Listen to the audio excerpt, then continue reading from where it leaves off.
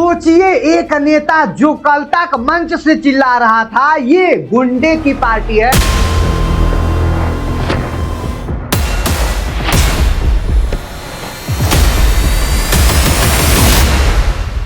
और आज वही नेता उसी पार्टी के सबसे बड़े नेता से मिलकर के कह रहा है कि आपसे मिलना मेरी जिंदगी की यादगार पल है। ये कैसे हो जाता है? एक दिन में, एक रात में इंसान कैसे बदल जाता है। नमस्कार दोस्तों, आप देख रहे हैं पॉलिटिकल सच्चाई। आज हम बात करेंगे इसी बदलते तस्वीर की।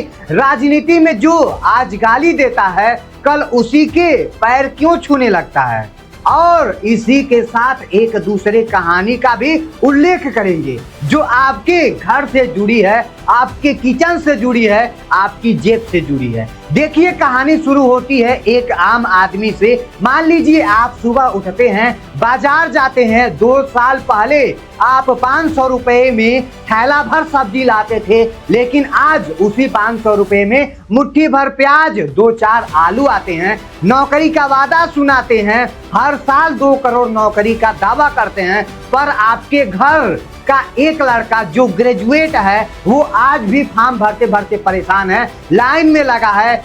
ये सवाल कौन पूछेगा? संसद में कौन पूछेगा ये सवाल? इसी सवाल को एक बार एक युवा सांसद ने पूछा था। नाम है सयोनी घोष, बंगाल से हैं, तृणमूल कांग्रेस पार्टी की सांसद है।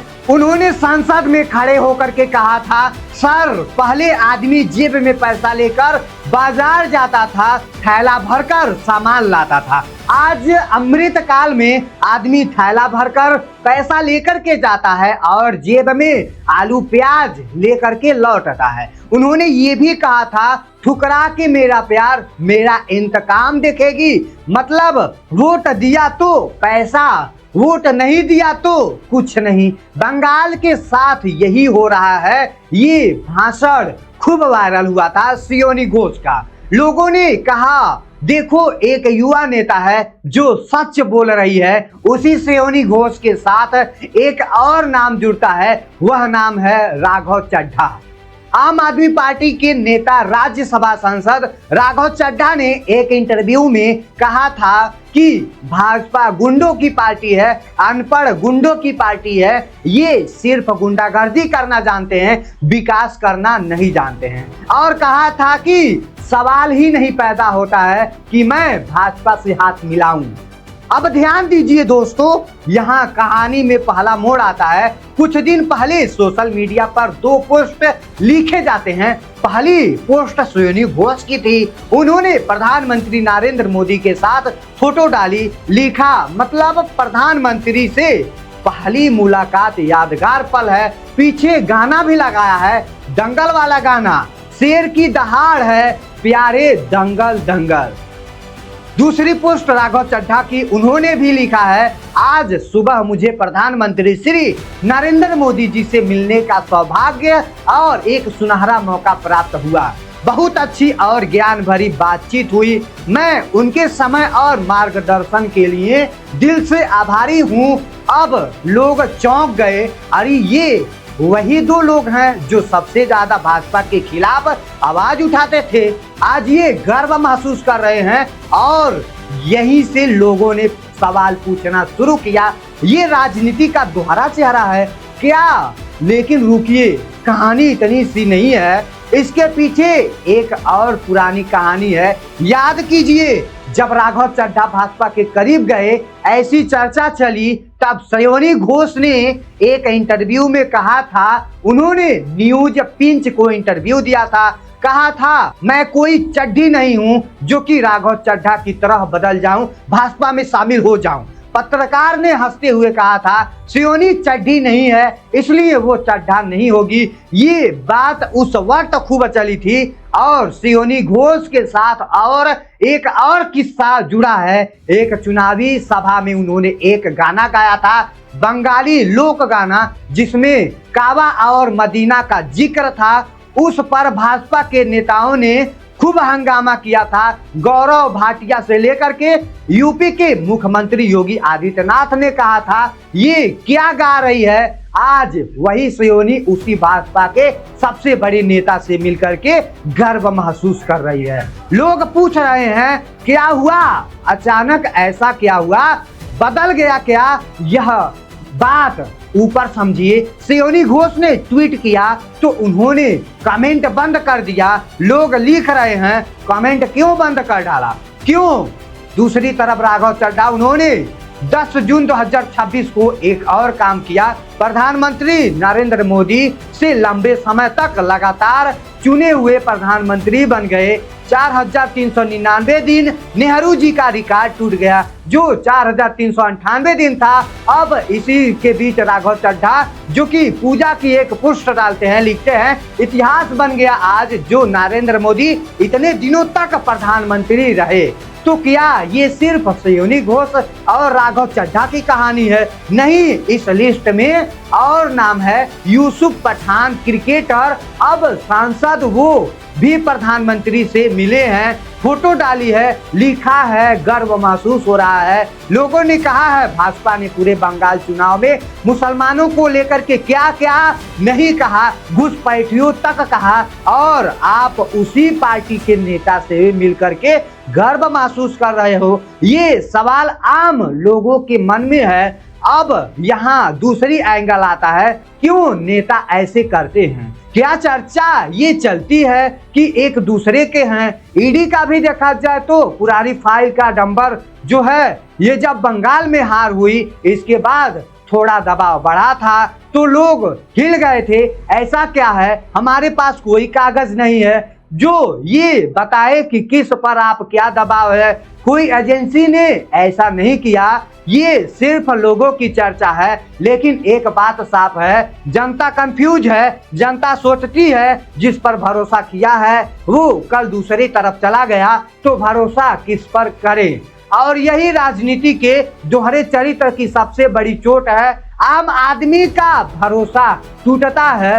अब आइए दूसरी बड़ी खबर पर जो सीधा आपके घर से जुड़ा है। अमेरिका से खबर आई है, अमेरिकी संसद जिसे सीनेट कहते हैं उसने एक बिल पास किया है। इस बिल में कहा गया है कि जो 5 देश रूस से तेल खरीद रहे हैं उन पर 100% तक टैक्स मतलब टैरिफ लगाया जा सकता है। ये 5 देश कौन है? पहला भारत है, दूसरा चीन है, तीसरा स्लोवाकिया है, चौथा हंगरी है, पांचवा अजरबैजान है। ये बिल 86 वोट के पास हुआ है। 11 लोगों ने विरोध किया, मतलब बहुत ज्यादा लोगों ने समर्थन दिया। रिपब्लिकन और डेमोक्रेटिक दोनों पार्टियों ने साथ दिया। ये बिल अभी पूरा कानून नहीं बना पाया है, इसे और भी जगह के पास होना है। राष्ट्रपति की मंजूरी भी चाहिए अभी, पर सीनेट के पास होना बड़ी बात है। पहले इसी बिल में 500% टैक्स की बात थी, अब उसे घटाकर 100% किया गया है।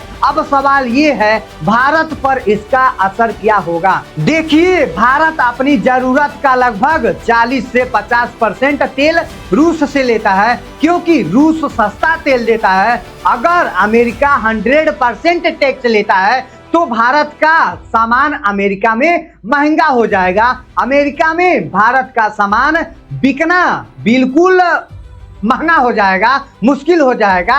इससे आम आदमी पर क्या असर होगा? अगर एक्सपोर्ट कम होगा तो फैक्ट्री में काम कम होगा, नौकरी पर असर पड़ेगा, डॉलर महंगा होगा तो बाहर से आने वाला सामान महंगा होगा। सरकार क्या कह रहा है कि विदेश मंत्रालय ने 1 अगस्त 2026 को कहा है कि हम इस पर नजर रखते हुए हैं। अब लोग पूछ रहे हैं कि जब अमेरिका ने कहा है ईरान से तेल मत लो तो हमने लेना कम कर दिया, कहा चाबहार पोर्ट बंद करो तो हमने धीरे कर दिया, तो अब क्या करेंगे? और यहीं पर लोगों को वो पुरानी बातें याद आ रही है जो गोदी मीडिया में कही गई थी। जब मोदी और ट्रंप साथ होते हैं तो बिजली कड़कती है, दोनों की केमिस्ट्री जबरदस्त है। पर अब जब 100% टैक्स की बात आई है तो वो बिजली कहाँ है? विपक्ष के नेता पवन खेड़ा ने कहा है, विश्व गुरु है, आता है, वेलकम कर लेता है। अरविंद केजरीवाल ने कहा है देश को अमेरिका के हाथों गिरवी रख दिया गया है, ट्रंप की गुलामी हो रही है। राहुल गांधी ने पुराना बयान भी याद दिला दिया है। पहले नरेंद्र मोदी जी अमेरिका गए, गले गले, अब गले लगने वाली फोटो नहीं आती है। ट्रंप ने ऑर्डर दिया इस बार टैरिफ लगाएंगे, चू तक नहीं निकला। क्या ये सच है? क्या सरकार झुक रही है? सरकार ने इस पर कुछ नहीं कहा, संसद में इस पर बड़ी बहस नहीं हुई है। अब सबसे बड़ा सवाल है दोनों कहानियों का आपस में क्या संबंध है। एक तरफ नेता है जो कल तक विरोध करते थे, आज गले मिल रहे हैं। दूसरी तरफ एक सरकार है जो कहती है हम किसी के सामने नहीं झुकते हैं, पर बाहर से टैक्स की धमकी आती है तो चुप रहती है सरकार।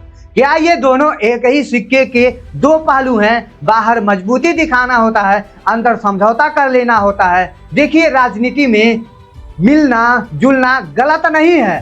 प्रधानमंत्री देश के प्रधानमंत्री है, वो सबसे बड़े आदरणीय नेता हैं, सबसे मिलते हैं। भाई संसद का मिलना जुलना को तो ये आम बात है, पर सवाल तब उठता है जब आप पहले बहुत कड़े शब्द बोलते हो, फिर अचानक बिल्कुल पलट जाते हो।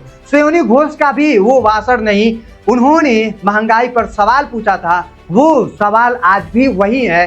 क्या महंगाई कम हो गई? क्या नौकरी मिल गई? अगर नहीं तो फिर उसी मंच पर जाकर गर्व क्यों हो रहा है? राघव चड्ढा का वो बयान गुंडों की पार्टी है, क्या अब वो पार्टी बदल गई उनकी? क्या सोच उनकी बदल गई? और क्या अमेरिका वाला मामला, क्या भारत वाकई झुक रहा है या भारत चुपचाप अपना काम कर रहा है? तेल लेना देश के हित में है, क्योंकि सस्ता तेल मिलेगा तो महंगाई कम रहेगी। तो क्या सरकार को खुल करके कहना चाहिए हम अपने लोगों के लिए तेल लेंगे? यहाँ एक और बात समझिए, अमेरिका खुद यूरोप कि कई देशों को छूट दे रहा है, तो रूस से गैस ले रहे हैं, तो भारत पर ही टैक्स क्यों है? ये सवाल भारत सरकार ने भी उठाया है। क्या अभी तक खुल कर नहीं तो अंत में हम कहाँ खड़े हैं? एक तरफ एक छात्र है जो नौकरी ढूंढ रहा है, एक तरफ किसान है जो तेल महंगा होने से, डीजल महंगा होने से परेशान हो रहा है, एक तरफ महिला है जो बाजार में सब्जी का दाम देखकर वापस आ जाती है। वो सोचती है मेरे लिए कौन बोलेगा? वो नेता जो कल बोला था आज चुप है, वो सरकार जो कहती है हम विश्व गुरु हैं, वो अमेरिका के सामने चुप है। और यहीं से असली सवाल शुरू होती है। सोनी घोष से सवाल, आपने जो सवाल संसद में पूछे थे महंगाई, नौकरी, बंगाल के हक के लिए, क्या वो सवाल अब खत्म हो गए हैं? अगर नहीं तो उस मुलाकात में आपने वो सवाल पूछे क्या? राघव चड्ढा से सवाल, आपने कहा था आप भाजपा में कभी नहीं जाओगे, आज आप उनके सबसे बड़े नेता की तारीफ कर रहे हो। क्या सोच बदल गई या मजबूरी बदल गई? जनता को साफ साफ बताइए। भाजपा से सवाल है, आप जिन नेताओं का कल तक घेरते थे, आज उन्हें को गले लगा रहे हो, तो आपका स्टैंड क्या है? आप विरोधी को कैसे देखते हो? और सरकार से सवाल है, अमेरिका 100% टैक्स की धमकी दे रही है, देश के लाखों लोगों की नौकरी, एक्सपोर्ट, तेल का दाम इस पर टिका है, आप चुप क्यों हो? आप संसद में आकर बताइएगा क्या कि ये आगे का प्लान क्या है। और सबसे आखिरी सवाल ये है कि जो ये वीडियो देख रहे हैं, तो क्या आपको लगता है कि राजनीति में विचारधारा बची है या फिर कुर्सी बची है? क्या आपको क्या लगता है, नेता का पलटना आम बात हो गई है और हमें इसकी आदत डाल लेनी चाहिए? और क्या आपको लगता है अमेरिका के टैक्स से उनके घर की बजट बिगड़ेगी? तो सोचिए, क्योंकि ये दोनों कहानी आपके बारे में है, आपके घर का है। एक कहानी आपके भरोसे के बारे में है, दूसरी आपके जेब के बारे में है। तो आप भी सवाल पूछिए, चुप ना रहिए, किसी सांसद विधायक से पूछिए आखिर ये सब कंप्रोमाइज क्यों हो रहा है। तो इसी के साथ वीडियो को समाप्त करते हैं। जय हिंद, जय भारत।